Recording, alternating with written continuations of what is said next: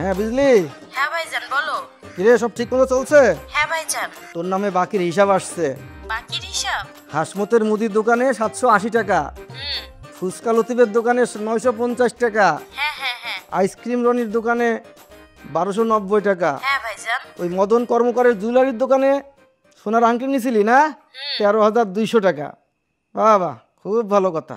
এভাবে খরচ করলি তো রাজার ভান্ডারে ফুরা যাবি রে। এই যে বান্ধবী জন্মদিনে গেলি, কত টাকা নিয়ে গেলি? এভাবে দুই হাতে টাকার রোল লিখে চলবি রে। কি যে বলো না ভাইজান, 5,000 টাকা নিছি মাত্র। আচ্ছা ঠিক আছে, প্রোগ্রাম শেষ করে তাড়াতাড়ি চলে আসিস, দেরি করিস না কিন্তু। ঠিক আছে ভাইজান। ঠিক আছে? আচ্ছা ঠিক আছে। আচ্ছা রাখি তাহলে। আচ্ছা ভাইজান।